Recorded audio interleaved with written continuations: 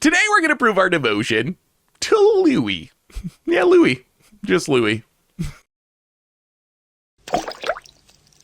Hello everyone, it's Seth, probably better known as Saffron Olive, and today we're heading to Pioneer to prove our devotion to Louis. And I love devotion decks. I know I've said this before, and we just got an absolutely massive upgrade to Mono Black Devotion from the Spider-Man set. So let's talk about our devoted to Louis deck, what it's trying to do, jump into some games, see the deck in action. So like any devotion deck, we got to start with the mana base, because the main goal of the deck is to add a bunch of black mana symbols to the battlefield and then make an absurd amount of mana with Nykthos Shrine to Nyx, which works really well with our big new finisher, Morlun Devourer of Spiders, or for our purposes, Louis Pompous Pillager. Louis is insane in this deck. It's double black in X for a 2/1 with lifelink, but it enters with X +1/+1 counters on it, and when it enters, it deals X damage to target opponent. So what makes Louis so powerful in this deck is it's actually fine on turn 2. We can just play it as a 2-drop, as a 2/1 with lifelink that adds 2 black mana symbols to the battlefield to up our devotion count for Nykthos, and it's one of our best finishers. In the late game, it's pretty practical that with Nykthos, we can be making 10 or even 20 mana in a turn with a double Nykthos turn, and then we just cast a massive Louis, throw all of the damage at our opponent's face, and burn our opponent out of the game on the spot. And Louis works really well with Grey Merchant of Asphodel, our other big payoff for the deck. Grey Merchant for 5 mana, drains equal to our devotion to black. So this gives us 2 cards that kind of do a similar thing, where they come down and just throw a huge amount of damage at our opponent's face, and also gain us a ton of life. So the goal of this deck is really just to kind of like stabilize, kill some of our opponent's stuff, up our black mana symbol count, and then burn our opponent out of the game with Louis and with Grey Merchant. So in some ways, we're kind of like a weird burn deck, as odd as that sounds. We also have a couple of ways to power up Louis and Grey Merchant even more. Warlock class and Bloodletter of Aclazotz. So either one of these cards essentially doubles our draining from Louis or Grey Merchant. Bloodletter of Aclazotz just says if our opponent would lose life during our turn, they lose twice as much instead. So if we cast a Louis X = 5, instead we're going to actually get our opponent for 10. If we get the Gary with 5 black mana symbols, instead we're going to drain for 10. Warlock class, we do need to level it up, but once we get to the final level, it does the same thing but on our end step. Our opponent loses life equal to the life they already lost this turn. So again, we cast a Louis for 5. On our end step, our opponent will take 5 more. So these cards just make it really easy for our Garys and our Louis to burn our opponent out of the game. The rest of the deck, mostly about adding black mana symbols. Gifted Aetherborn, 2 black mana symbols, also just a really good card against aggro, is a 2/3 with Death Touch and Lifelink. Phyrexian Obliterator, maybe the funniest card in this deck. It is either straight up unbeatable or pretty much unplayable, depending on the matchup. If our opponent's playing like a red deck or a Gruul deck or something that can't just Doomblade the Obliterator, it's almost impossible for those decks to beat, because if it takes damage, our opponent's got to sack that many things. On the other hand, if our opponent is playing a black deck and they can just kill it, then it doesn't really do anything. But worst case in our deck, it adds 4 black mana symbols with Nykthos, which adds a ton of mana in the future. As far as removal, we're playing as much removal as we can that adds black mana symbols to the battlefield. So Nowhere to Run, Murderous Rider, Liliana, the Meat Hook Massacre. These are all removal spells that also just up our black pip count. We also have Fatal Push for the early game, a couple of Shoot the Sheriffs. Arch Enemy Charm really good in this deck, because not only is it a removal spell, yeah, a little expensive at 3 mana, but it's a way we can get creatures back from our graveyard, so we can cast our Louis and our Garys in the early game. They die in combat, drain our opponent a bit, and then get it back in the late game with Arch Enemy's Charm to actually close out the game. Otherwise, Unholy Annex Ritual Chamber, basically filling the Phyrexian Arena role, is an enchantment that adds black mana symbols and also draws us cards. In the sideboard, we have our Thoughtseizes in the sideboard, which is kind of different. Normally when I play a black deck in Pioneer or a black devotion deck in Pioneer, I usually start with Thoughtseize in the main deck, but I think it's actually better in the sideboard in this deck, where we can bring it in against controller combo, but if we're playing against a creature deck or whatever, we just maximize our black pips in the main deck. Otherwise, a bunch of removal, Extinction Event as a sweeper, Invoke Despair for some more value, Leyline of the Void, add some black mana symbols, shuts down the graveyard, Kalitas, a way to deal with death triggers, and that is devoted to Louis, and that's our deck for today. So let's jump into some games and see just how good our buddy Louis is in Mono Black Devotion in Pioneer. Thanks for watching, everyone. I hope you enjoy it, and I'll be back in a bit for the wrap up. Need some magic cards? Well, you can snag them from our sponsor, Card Kingdom, over at cardkingdom.com/mtggoldfish. Want to help out the channel? Well, you can snag these super sweet new dice playmats, tokens, and more over at mtdgoldfishmerch.com. Today we are devoted to Louis. Some Louis devotion. The more I play with Omen Path cards, I still hate like how confusing it is, but I do think there are going to be some great memes to come out of the fact that there's two sets, like Louis. It's our buddy Lou. No Louis, but I mean, we got Warlock class, we got Nykthos. Any hand with Nykthos, and the mana to theoretically get to it is pretty good. The Warlock class should be able to find us another land, and then hopefully we pop off, plus Obliterator. Obliterator is so many pips. Ooh. The Meathook Masquerade. Well, let's play the Warlock class. Next turn, we can do a little anticipating if we don't draw anything else. Opponent appears to be Rakdos. All right, well, Castle Lockwain's good. Let's play the Lockwain, Warlock class. Do a little digging, see what we can see. Like, ooh, do we just want the land? I kind of just want another land. I think we just take the land. We already have a Gary. Like, we have a lot of power in this hand. We just need to be able to cast it. Opponent, Fable of the Meowbreaker. All right, well, we will match your enchantment with one of our own, Unholy Annex. Get the card draw going. It's kind of funny, I used to play, another Unholy Annex. I used to play Phyrexian Arena. It has more black pips immediately, but Unholy Annex has more black pips eventually, and I think it's just a stronger card. Opponent, getting in with the Goblin Shaman, making a treasure. Sheoldred, that is going to be an issue. Okay, down to 14. I mean, Obliterator seems good, but in reality, against Rakdos, they probably just kill it. I think we just got to play Bloodletter. This lets us gain 4 off the annexes. Oh, so many annexes, too many annexes. It lets us gain, I guess, 2 because of Sheoldred. About it. Gonna flip the Fable. We need to find we have plenty of removal. We need to find a removal spell to get rid of the Sheoldred, and we need to do it pretty quick. About it. Hits us down to 10. I mean, if the Bloodletter sticks, we might be able to meatball it. Blade of Oni, okay, that's not removal. Gifted Aetherborn, okay. Wait, does this work? Do we have enough pips? So we draw. We drop to 8. So Nykthos is 5, 6, 7. We have exactly enough. Exactly enough to meatball away the board. Huh. I guess we should probably attack first, right? It's kind of free damage. Our opponent's tapped out. There's no reason not to. Nothing would sneaky reach. All right, hit you for 4. Now we will meatball for 5. Oh, the 7 mana. X is 5, 7 is the mana. There we go. Well, meatball. Sweep the board. And now I think we might be in an okay spot. We drain our opponent a bunch. We gain up to 13. Okay, we're in business now. We're in business. We dealt with the Sheoldred and a bunch of other stuff. That was a good meatball. Opponent. Blood Tithe Harvesta and another. We could use another Meatball Massacre. Well, I guess Fatal Push also works. So we can know where to run, kill something. I think we just kill everything here, and then we should be good. Meathook's so good. The life gain for Meathook is huge here. And opponent doesn't even wait. Did not even wait for the Louis. Did not need to see the Louis. The meatball was enough, and I thought that Sheoldred might get us, but turns out Nykthos, still a good card. So I think we want a bit more removal. I can see the Invoke Despair. I don't think we're going to bring in Thoughtseizes. Kind of funny, normally I play Thoughtseize in the main deck, but I think this makes more sense to play Thoughtseize in the sideboard in this deck, in this meta. Yeah, maybe we just trim like a Gifted Aetherborn, maybe one Archenemy. Well, I like Archenemy's Charm. Let's go into Holy Annex turn like that. All right, on to game number 2. We are going to be on the draw for this one. Yeah, all right. I mean, no Nykthos, but if our stuff just sticks and we curve out, this hand's kind of busted. Gifted Aetherborn, Bloodletter, Gary. That's probably just game. Opponent, Swamp, and opponent's a Thoughtseize believer. All right. Gonna take the Bloodletter. All right, that's fine. I don't even know if Bloodletter's that good in this matchup. Like, it's good when it sticks, but it's hard to imagine it sticking against Rakdos. Opponent, land go. Well, get down Gifted Aetherborn part 1. Ship the turd. Opponent, land, and Liliana the Veil. Well, I imagine that's going to be the end of our Gifted Aetherborn. Yep. Well, how about another Gifted Aetherborn? And let's get down the Castle Lockwain. It's a good way to rebuild after Liliana does its thing. We'll see what they do with Lily here. They can't take down again. All right, opponent's going to Durez. That's a whiff because we're very good at drawing lands. If our opponent has a removal spell for Gifted Aetherborn, then taking up's probably good.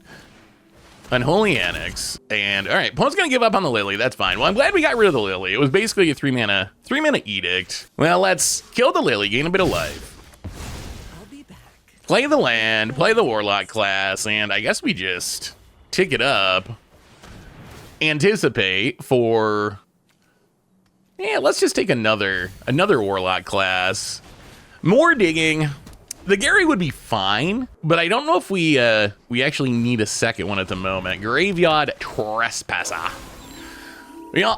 Opponent gonna eat something, goes 21, gets drained, down to 15 from the Unholy Annex. We draw even more Schwamps. Well, let's play the land, and we're gonna run out Gary.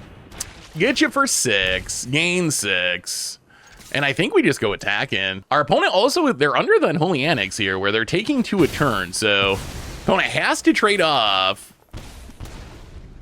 the Graveyard Trespasser, which is good for us. Opponent gifted Etherborn of their own, and another. Ooh. How about a meatball? How about a meatball massacre? Oh my god, so many friggin' lands. Well, I mean, I guess the good news is we are kind of flooding out, but our deck is still doing its thing. If we hit, well, I guess we'll take Unholy Annex. I mean, we're at 29, a little bit more card draw. Not a bad thing here, since we're drawing so many lands. Play the land past the turn. Unfortunately, ooh, Louis. Unfortunately, our opponent is gonna get to gain back some. Oh, they're only getting with what? 4, 5, 6, 7. If we draw Nykthos, I think we get the Louis win.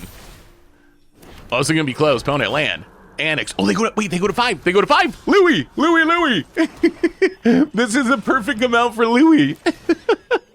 Louis. I knew Louis would be good in this deck. Got him. Well, I mean, that's Louis power. Burn him out of the game. Big life leaker left over.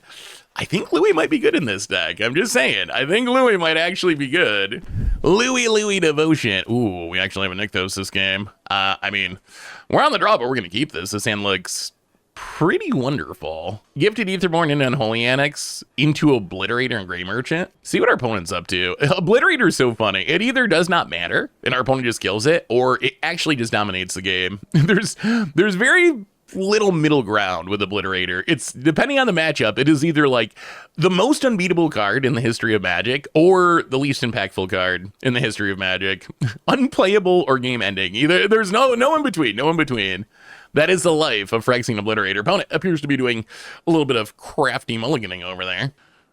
Ooh, down to 5. All right, opponent. Is this Phoenix? Well, we have double Gary. We do have ley lines in the sideboard, which are good against Phoenix. Opponent land and passing. Well, looks like Gifted Etherborn time to me. So funny, the Gifted Etherborn. Out of all the cards from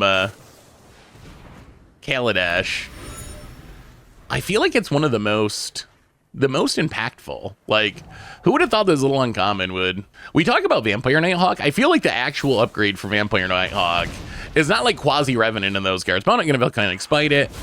Oh, this might be an Indomitable Creativity deck.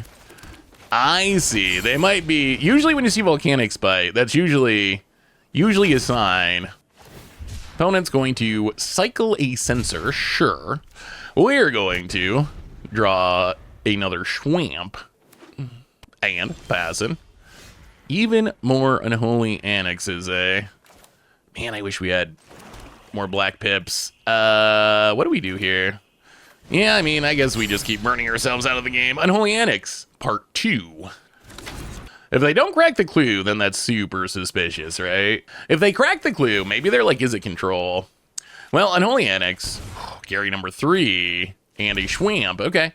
All right. Oh, opponent does not crack the clue. I bet it's creativity. Opponent land. Looking at the clue.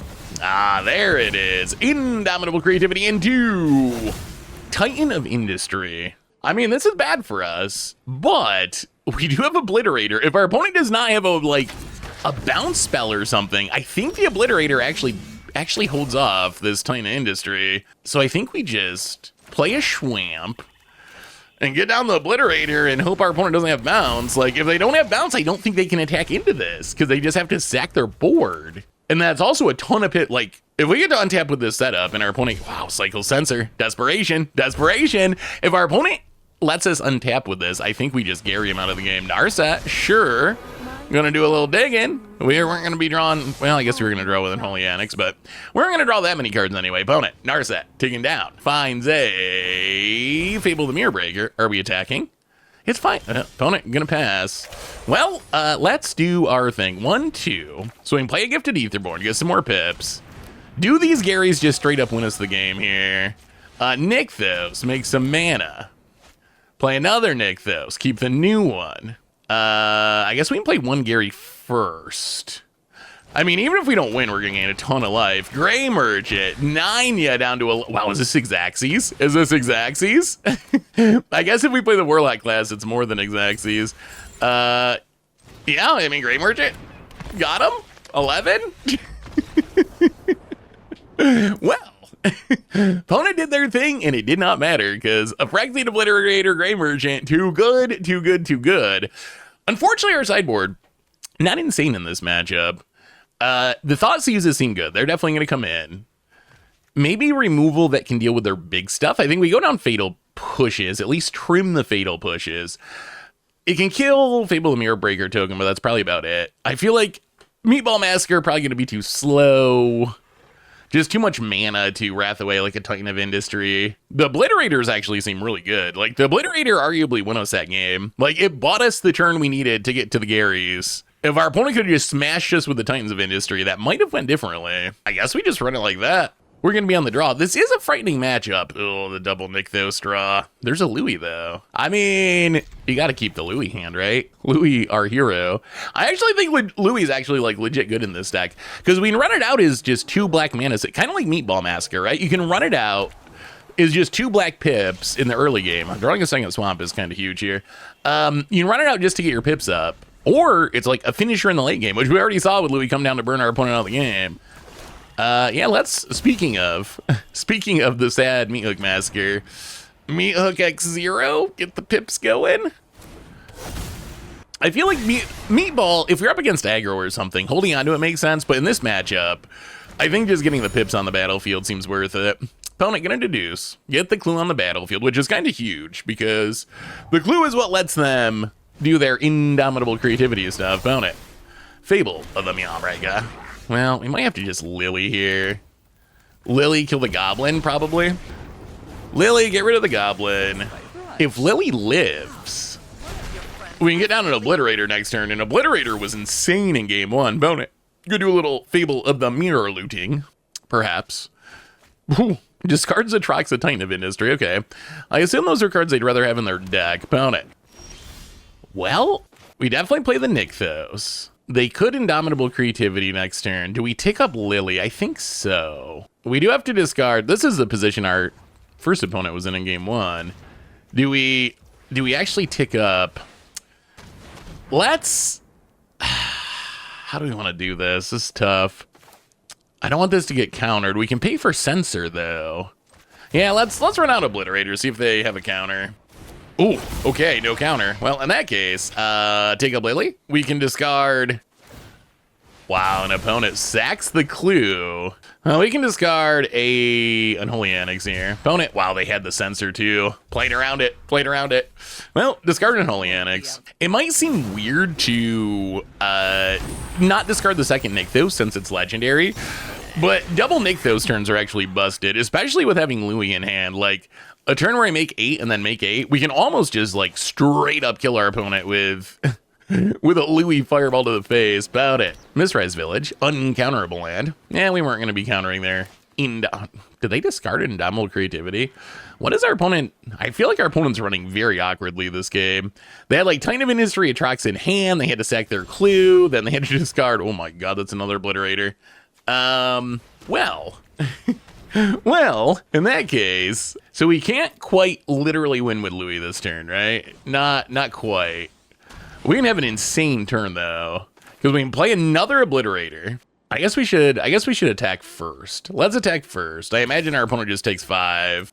Yeah, down to 15. So we can, if there's no counter spell, we could Louis for 14, which is 1 short. So instead, I think we're gonna play another Obliterator. Get even more mana symbols on the battlefield. Nykthos number 2.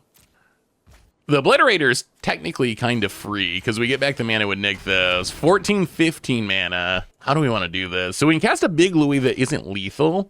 I think I think we're going to go Unholy Annex. Louis. How big do we go with Louis? I think we want to open the Unholy Annex. So I think we're just going to go like mini Louis, which I guess mini in this case is going to be Louis. So we have 12 mana. If we go X5, that's 7. So I guess we go Louis X5. So we gain 5, you take 5. We get a 7/6 lifelinker. I don't know how aggro decks beat Louis. Like, especially if you have a lot of mana. If you don't have a lot of mana, it's much worse. But in a deck like ours, I do not know. Like, this is aggro's worst nightmare. 2 Obliterators and a Louis. And now we get to open up the Unholy Annex. Start gaining some life on our end step. And we get to... Do we kill the... Yeah, we don't need the pips. Let's kill the reflections of Kiki Jiki. And our opponent needs something really good right now. You better do something with indomitable creativity, opponent, because Louis coming for you, opponent. Deduce, draws a card, gets the clue. Well, drain ya. Down to 8, we get to draw a Schwamp. Man, 4 lands and what, 17 mana? 16. All right, opponent. Let's see it. Show us that sweeper, but it can't be damage based or the Obliterators get you. Opponent looking at the Obliterators, looking at the clue. What are we gonna do? Wow! Indomitable. Oh, Gary. Indomitable creativity hits the. Hits the Obliterators, spins us into a Gary. They get a Valgavoth, but Gary's too good. And Louis and Gary. Best friends. Yes, that match was awesome. Thank you, opponent. This set, seriously. Set looks good. No Nykthos, but as far as non-Nykthos hands go, it looks pretty good. We got Louis. What else could we ask for, opponent? Channel land, eh? Well, let's get down the Warlock class. This could be Phoenix. I was thinking that, yeah, okay, Treasure Cruise, this is very likely Phoenix. Once we see red mana, then I think it's very clearly Phoenix. All right, yeah, Shiv and Reeve. So, well, bad news is I feel like this might be a tough matchup game 1. Good news is games 2 and 3, we can try to find Leyline of the Void, which is insane against them. Well, Warlock class, do a little digging. Yeah, just killing stuff against this deck is not great. I mean, maybe they have like some random... Is it Lily? So it's actually tough. Not a great pile. We'll take the Fatal Push. They could have Fatal Push is not great against Phoenix creatures, but they do occasionally have some like 2-drop non-Phoenix creatures. Bound it. Consider. I don't know if Lily ticking up is that good because our opponent, it just fills their graveyard with Phoenixes and Treasure Cruise fodder. And ticking down is not that good because killing Arclight Phoenixes just doesn't do much. I think we just need to kill them, right? I know, words of wisdom. Just kill your opponent before they kill you, and it goes fine. But I think really, we just have to try to execute our game plan, because I don't think... Oh, no, that's bad news for us. Artist Talent's so good. That card's so strong. Well, play the land, and we're going down a Unholy Annex, start drawing ourselves to death here. Yeah, now I'm legit scared. Now that they have Artist Talent, they are going to fill their graveyard really quick, and churn through their deck to find their Phoenixes. Aw, alright, well, into the Floodmog, gonna bounce the Annex. We do get a fish, though. It might be tapped, but it is a fish. About it. Sleight of hand, alright. Gonna do a wee bit, oh, there's a Phoenix. Boo. Boo. Alright, well, sure. Phoenix is a pretty good deck. Found it. Piglock Prankster, gonna do a little milling, gonna do a little rummaging, discards a Lightning Axe. Well, alright, Prankster into Prankster probably. At least they didn't hit another Phoenix. 1 Phoenix is kind of manageable. 2 or 3 Phoenixes, not so much. Oh, is this Cruise? That's also not ideal. It always feels like this deck got 7 cards in hand. Yeah, Treasure Cruise, exile a bunch of stuff, but not the Phoenix. Unfortunately, does a little looting, discards a Fiery Impulse, gonna draw a new hand. And then the Phoenix comes back. All right. Yep. Hits us down to 17. More sad Fatal Pushes. Well, I guess we try it again. Yeah, I tried again. Unholy Annex. Hit you with the fish. Maybe the fish can win the race. Easy, easy, we got it, no problem. Ooh, Meatball Massacre.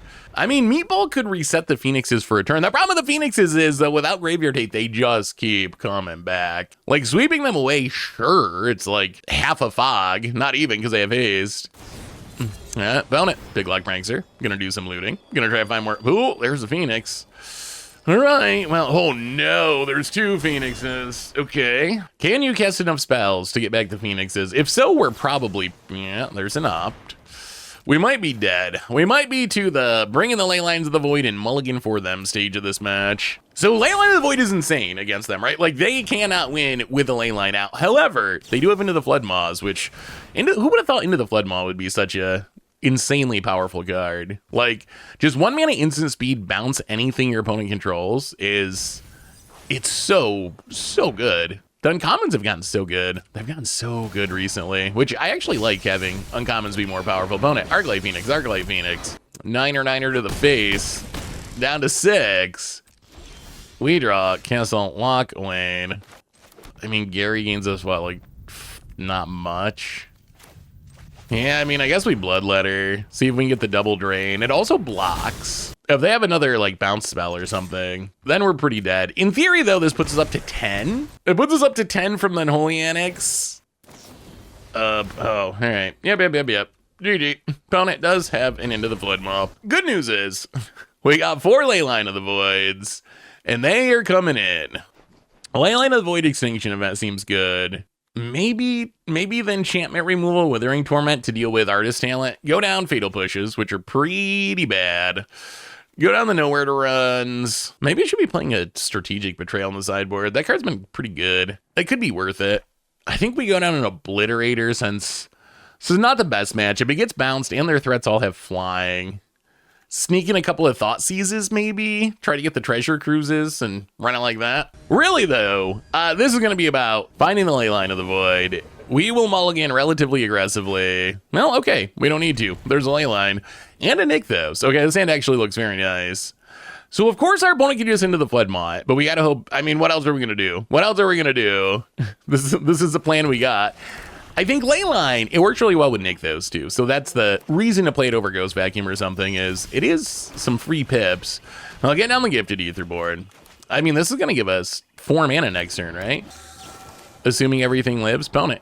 Good Nykthos draws feel so broken. Like, the card's so ridiculous. It's so good. Opponent, Mountain, and Facet. Well, there's a blood. Wow. Do we just run out of Bloodletter and go ham? I guess. Yeah, I mean, Bloodletter Baglazats. We're coming for you, opponent. We're coming for you. What a start. Opponent, gonna consider. They need like a Lightning Axe or something. Do you have a Lightning Axe? Looks like no. Do you have anything to deal with the Gifted Etherborn? Okay, they do have a Lightning Axe, pitching a Treasure Cruise, which Ley Line just shuts them down so hard. It shuts down the Phoenixes, it shuts down the Treasure Cruise. It really, are they missing a land drop? It really just hits everything in their deck. Wow, opponent passes. All right, well, we will play a land. Actually, let's attack first. Let's attack first. Gain a bit of life. Play the land, and I think we just, yeah, let's Unholy Annex so we can pay for Spell Pierce. If we go for Ritual Chamber, we can't pay for... Oh, okay. Well, can't really play around at all. No ping for that one. Opponent, land number 3, and passing. Well, play the Hive of the Eye Timer. Get in, hit ya. Down to 14. I mean, we're up to 26, which is nice. I think we just wait. I think we wait and channel Technuma here. Rather than play Liliana, discard Technuma. Ooh, all right, opponent. Found an answer.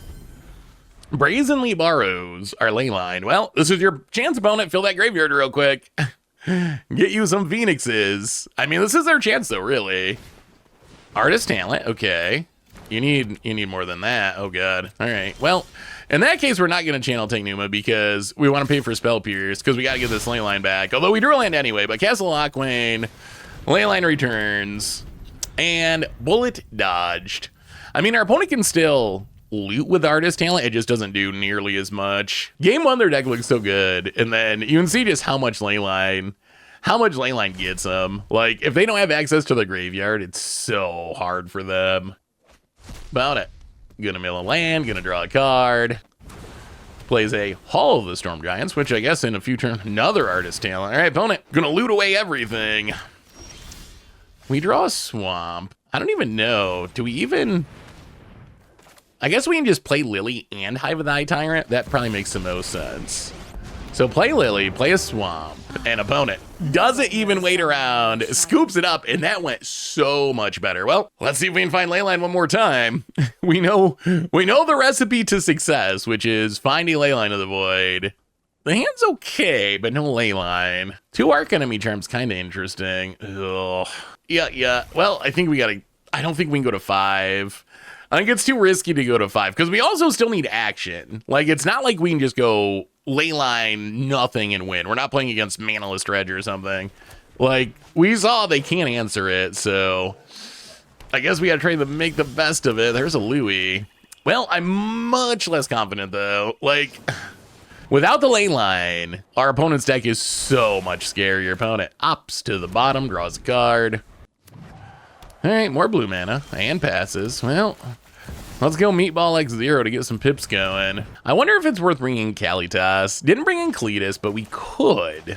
I don't know if it's worth fighting the removal battle on Phoenixes. So Kalitas, it only exiles stuff that's going to the graveyard from the battlefield, right? So if we get a Kalitas and then Fatal Push a Phoenix, it goes away forever, which is nice. But we cut a lot of our Fatal Pushes because we're not really trying to fight Phoenix on that axis anyway.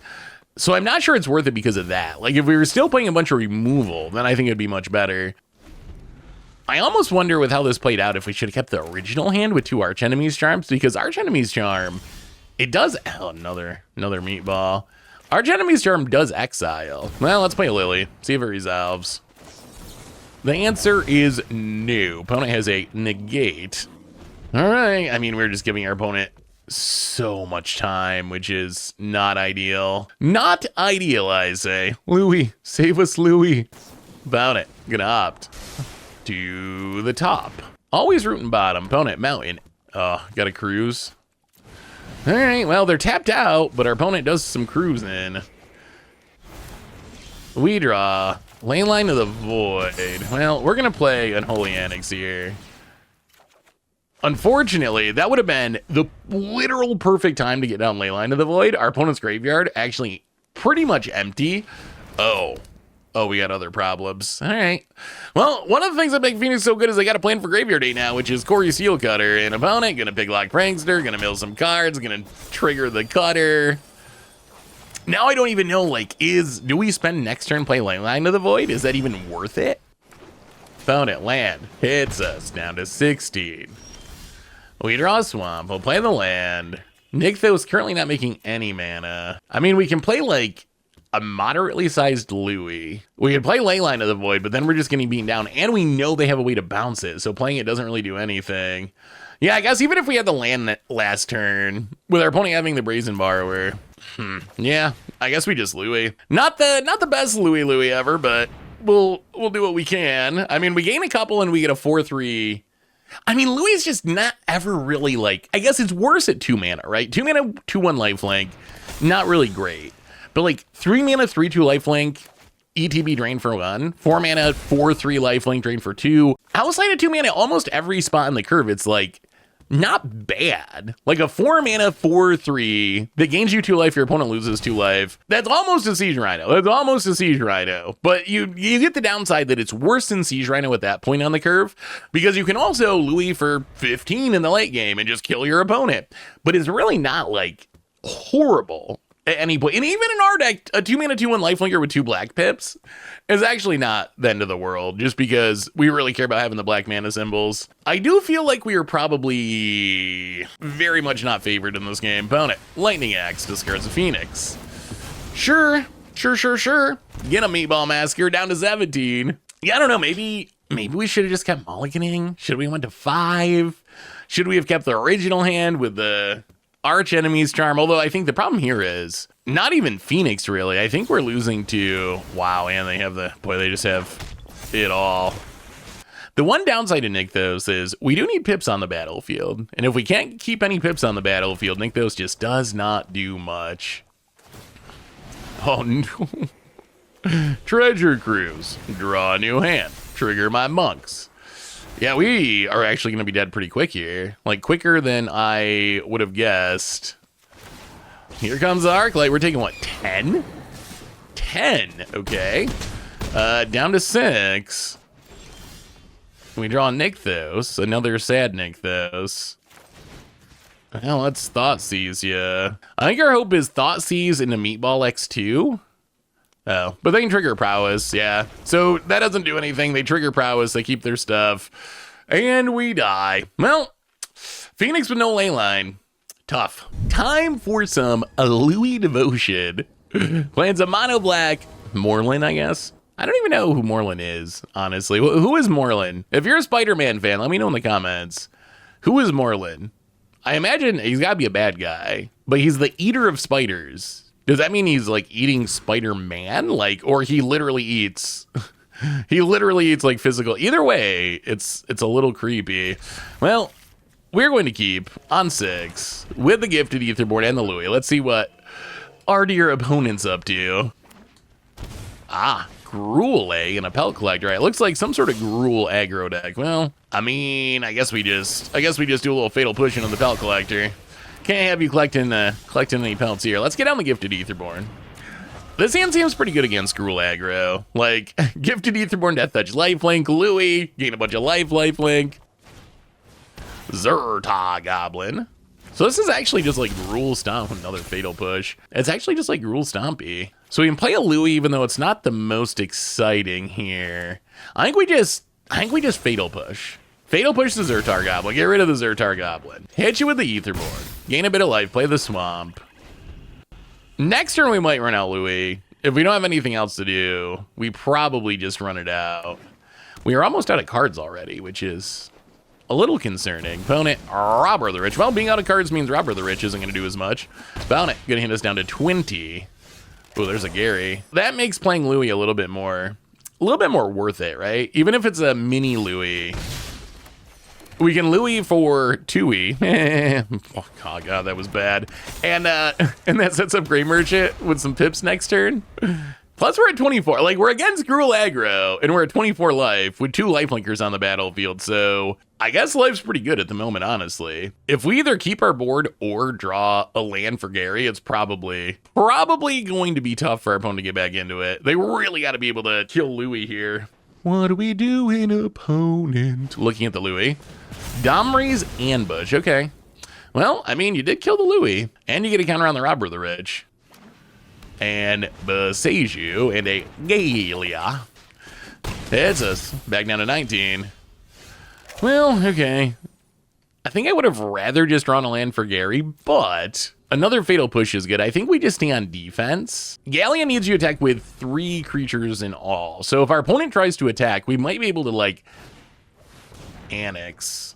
Yeah, now we might have to kill a Robber of the Rich. I was hoping they'd try to attack to, like, trigger something and we'd be able to get the 2-for-1, but we'll have to settle for this. Kill it before the Annex comes down so our opponent doesn't get the tokens. I mean, I guess our opponent's down to 2 cards now. 1 card now. Passes. Warlock class. Well, this should find us a land for next turn at least. Thankfully, we gain a bunch of life early, so we're not really at immediate risk of dying. Ooh, Meatball could be good. I think we just need the land, though. It's too greedy.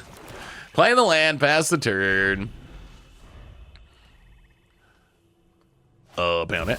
Ooh, Questing Beast. That's actually kind of a good one. If they attack with everything, they get to trigger Galia. We do get to kill it. Well, this actually might end up being close. Well, block the Galia. So we end up taking, what, 5? Down to 14. Opponent gets a token. You know what would be good against this deck would be an Obliterator. Ooh, another Galia. Castle Lockwind. Well, I mean, Grey Merchant time. Gain a bit of life. Go back up to 19. Play the Lockwind. I mean, opponent's down to 7. We're like a Louis or a Gary away. We need a Louis, we need a Gary. Louis or Gary. Don't really care which one. Found it. Gonna swing with everything. Galia. Gonna discard a land. Draw a couple cards. Well, we will block the Galia, block the token. Our life gain has done some work. Our opponent's dealt a lot of damage to us, but this Gifted Etherboard is just stuck all game. Come on, Louis. Ooh. Okay, not a Louis, but. That is a Phyrexian Obliterator, which is kind of obscene here. Do we have enough that we can also lock Wayne? Oh, we do. Okay, that's pretty good. So play an Obliterator. Good luck beating that opponent. Cast a lock Wayne, draw a card, lose a life. Down to 13. Lily. Yeah, we'll just pass. I do not know how a Gruul deck. This is, remember me saying that. An opponent scoops it up. Remember me saying that Obliterator is either like unplayable or unbeatable depending on the matchup? This is one of the unbeatable matchups. Like, if we can just stick an Obliterator, I think our opponent's ability to win goes very close to 0. We can bring in a bit more removal maybe, but really we mostly just want to obliterate him. Just do a little obliteration. Touch removal. Tremendous Holy Annex. All right, on to game number 2. We're going to be on the draw for this one, which that is a little scary. On the draw, I mean, Gruul aggro can be fast, so it is not impossible that our opponent just runs us over. I mean, we got Gifted Aetherborn, and we got an Obliterator if we can get to it. This hand's actually kind of fine. Not bad. Gifted Aetherborn's very good against our opponent's deck. Opponent Pelt Collector. This might just be a good matchup. The combination of so much like Death Touch and Lifelink seems a little tricky for our opponent to navigate. Opponent Mountain and Scavenging Ooze. Gonna grow the Pelt Collector and smack us down to 18. Ugh, triple Nykthos, not as helpful. We don't really need the third one. Well, play the Gifted Aetherborn. Hope our opponent can't fight it down. If they have like that Domri's Ambush, that'd be pretty good. Surrak. Gonna grow the Pelt Collector. Wow, Aetherborn holding them off. We kind of just want a black source for this Obliterator. We could play Lily, but I think we Warlock class, take up Warlock class. See if we can just hit a black source. Well, Nykthos number 4. We do not need the 4th Nykthos. Take the Holy Annex past the turn. All we want to do is get this Obliterator down. That's it. That's all. If we get down the Obliterator, we should be good. Opponent untap land and Questing Beast. I mean, this does let us get down Obliterator, right? Hits us down to 14. Ooh, double Obliterator. Yeah, Nykthos not making extra mana, but it is making a black mana here. Get down the Obliterator. All right, opponent. Now what? And there's even more bad news, which is we drew both Obliterators somehow. Opponent land. Another Pelt Collector. Combat. Wow! Okay, sure. Getting in with I guess they figure they gotta play through it. Gets in with a Questing Beast. Well, we will block with an Obliterator. Opponent, would you like to sack 4 permanents? Oh man, this is gonna be so sad for our opponent. Because our opponent's like, all right, there's an Obliterator. We can't beat it. We're just gonna have to suck it up. We're gonna have to attack into it. We're gonna have to sacrifice 4 permanents, annihilate ourselves, and then we're just gonna untap and play another Obliterator. There's another one, and there's only 2 in the deck. Oh, poor opponent. Obliterator is so brutal when you're the wrong deck. It's so brutal. Found it down to 2 lands. Sacks a bunch of stuff. Well, opponent, I got a tiny bit of bad news. We're gonna play another Warlock class because it's free thanks to Nykthos, and then we're gonna tap this Nykthos. We're gonna make 4 manas. Is there any reason to? I guess we can double Nykthos to Warlock class. Yeah, I guess we have so many Nykthoses, we might as well do something with them. So let's let this Warlock class first, and then play the Obliterator. And maybe this finds us like a Louis or a Gary. All right. Well, I mean, removal's fine, although I don't know how necessary it is when our opponent just has to sack their board, and now our opponent's dreams are crushed. The tears start flowing. About it. Scavenging Ooze. Get access to the Pelt Collector. Yes, grow that Scavenging Ooze, opponent. That'll solve the problem. Can you beat a second one? Land. The scoop's got to be coming. There's no way. There's just no way. Gruul can't do it. No one expects you. And opponent scoops it up. No one expects to get obliterated. And when it happens, it is pretty spectacular. And this deck's kind of crushing it. It is actually kind of crushing it. No Louis, but we got a nice little curve here. See what our opponent's up to. Oh boy. Oh, there's Nykthos. Triome. Huh, what does this mean? Something with a lot of colors, obviously. Opponent. Dual land. Play the land in. I guess we get down Gifted Etherboard. Might as well. See if we can start gaining some life. 4 is for our opponent. So they have what? 4 colors of mana so far? There's a Gary. Do they have counter spells? Should we be concerned about counter spells? We'd really like to resolve the Unholy Annex opponent. All right, gonna Fatal Push the Gifted Etherborn. Sure. Well, let's play the Schwamp. We're gonna run it out. Oh, okay. Okay, oh, I thought that was a counter. Consult the star charts, that's fine. Cycle away, cycle away. We get to start drawing cards, draining you a little bit with the Unholy Annex. Opponent, Mana Confluence, and oh boy, Sheoldred, okay. Well, we kind of need an answer to Sheoldred, and we kind of need it soon. Let's take up Warlock class, see if we can hit a Shoot the Sheriff or something. Anything that can kill Sheold. Well, I mean, Murderous Rider can do it next turn, so I guess we just have to take some very painful beats here. Ouch. Down to 12, down to 8. Oh, yeah, I mean, we're going to be at 6 life at the end of this, but the Murderous Rider does let us kill the Sheoldred, so maybe, and then we can try to Gary back some life. Oh, Abrupt Decay. Well, actually, that might be a good thing. That might actually be a good thing. We're going to upkeep Stop Set, because we don't have a demon. Let's get rid of the Sheoldred, hopefully. If they have a counter, then we lose. All right, Sheoldred down. Yeah, maybe it's a good thing that we don't have that Unholy Annex because we're at 6th life. I don't know if we can afford to keep taking 2 a turn. Warlock class, down to 19. How do you like us now, opponent? Swap it for our opponent. Oh god, Bring Delight. Well, now we know what they're doing. Opponent's playing some Niv Delight action. And that is a Tybalt, Cosmic Impostor. All right, and opponent takes up. They have Judgment, Warlock class. I do not think we can beat this Tybalt. Our opponent's at too high of a life total, and they're just gonna absolutely dominate the game. Well, let's play the Murderous Rider. I guess our hope is to try to build a board, but we know they have the Wrath there, so it just doesn't seem realistic. Gonna take up the Tybalt. Oh, and a Meat Hook, yeah. All right, there's no way. They can just Wrath the board and then ride this Tybalt to a very dominating victory. Yep. Niv Delight, Thoughtseize is in. Sheoldred's Edict can deal with a Tybalt, so that's in. Invoke Despair can deal with something, that's in. Go down the Fatal Pushes, because I don't think they have many cheap creatures. And then maybe a Meatball, run it like that. All right, on to game number 2. We're going to be on the play for this one, because we got absolutely smacked in game 1. Opponent absolutely smacked us with that Tybalt. Well, we get to play first, and all right, go Garys. Gary and Louie together at last. Well, let's lead on I kind of like Warlock class. I know it's technically a 3-mana Anticipate, but because we can play it on turn 1 and activate it on turn 2, and we aren't doing anything else on turn 1, a lot of times it doesn't feel that expensive. Plus, once we get going, the last level actually is kind of insane with Louie and Gary. Ooh, Thoughtseize. Well, we're still gonna take up the Warlock class. Use our mana here.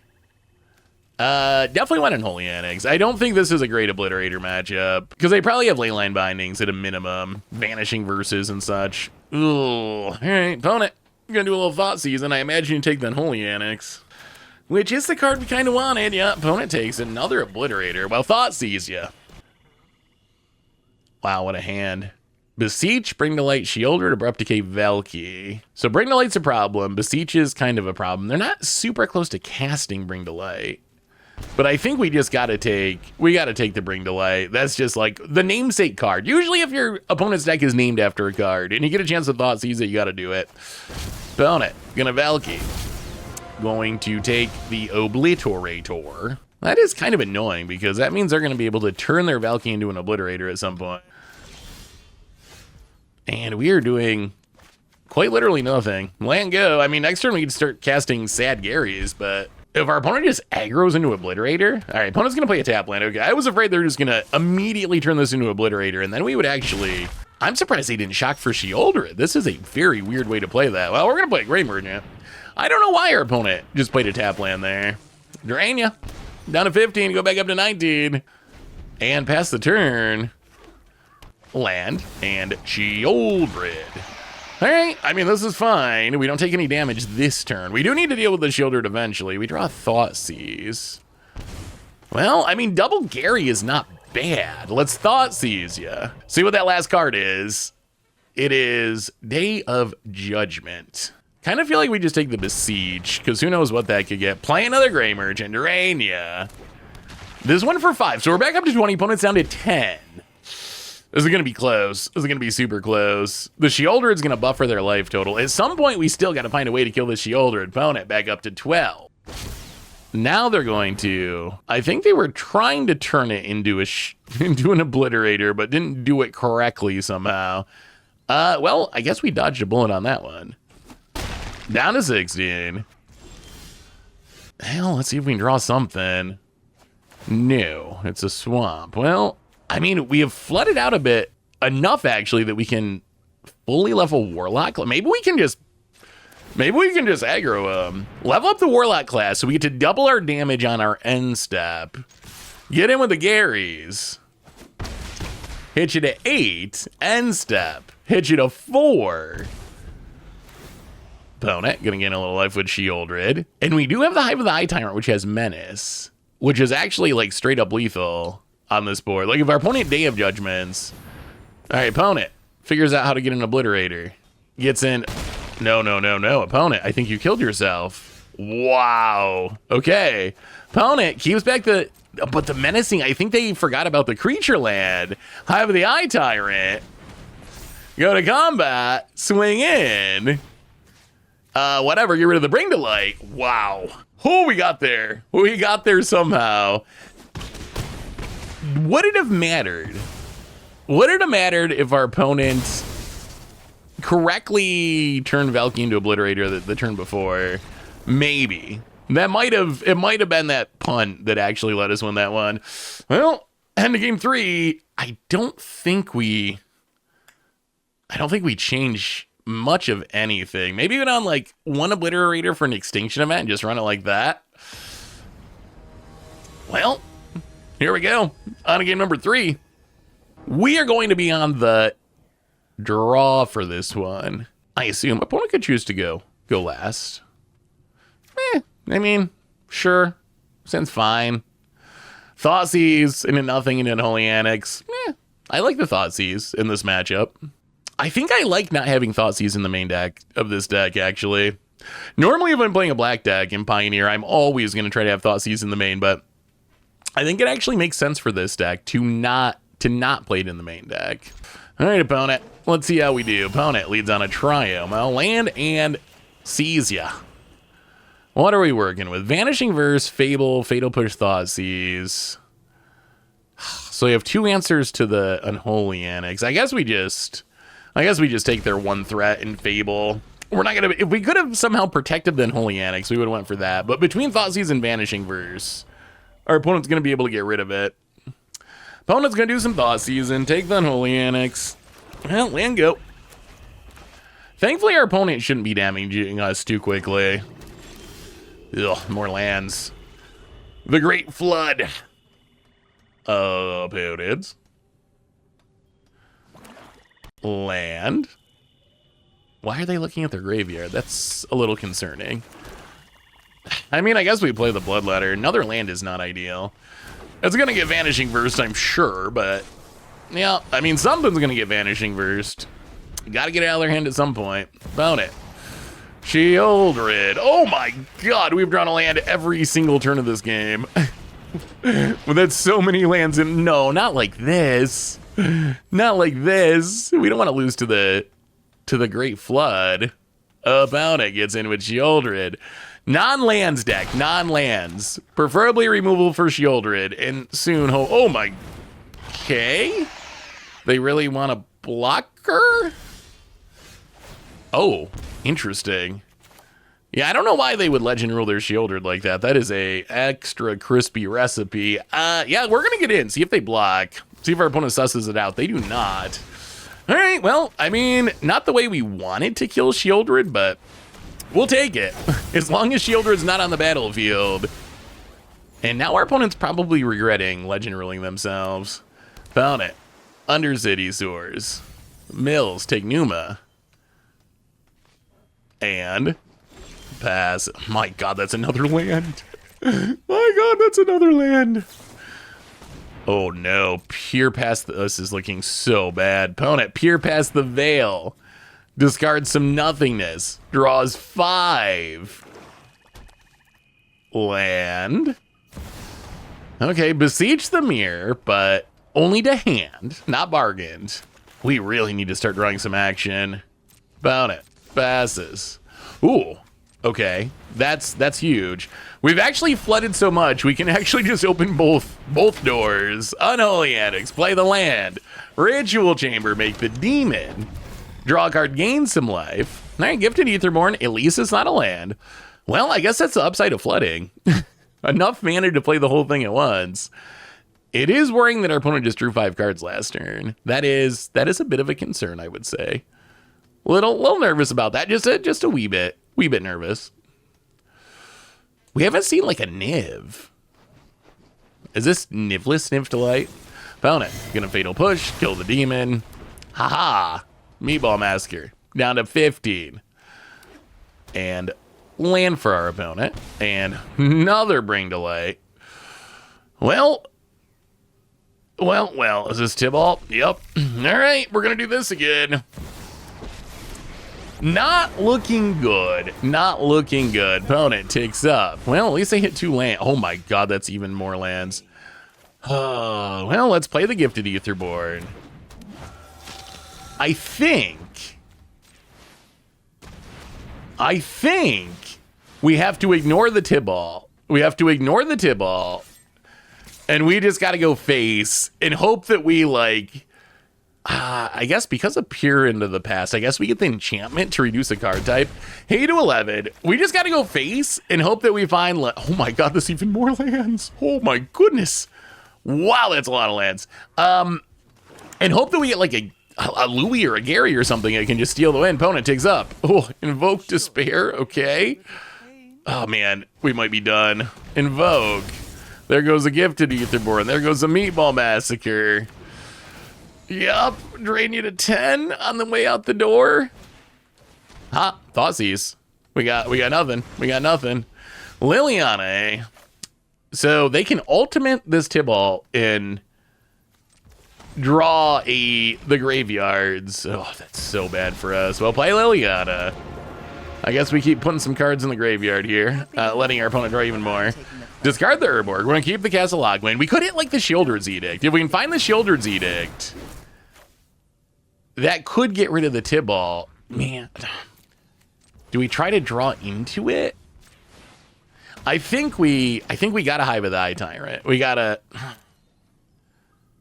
We still have 2 mana. Actually, you know what? I think we wait. I think we cast a Lockwayne. That gives us, so we draw off Castle Lockwayne. We draw off Unholy Annex, 2 shots of hitting Shieldred's Edict to kill the Tibalt. I think that's our best bet here. Lockwayne, draw. Shieldred's Edict, please. Murderous Rider does it. That would also be good. Once they ultimate this Tibalt, they have so many cards. Oh, Gary.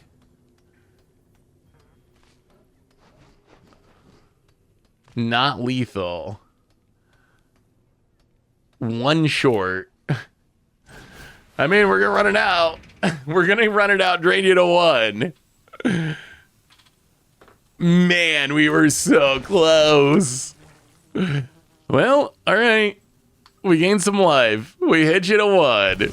Found it. Do your thing. Do your thing. Are they going to kill the Unholy Annex too? All right, we get to draw.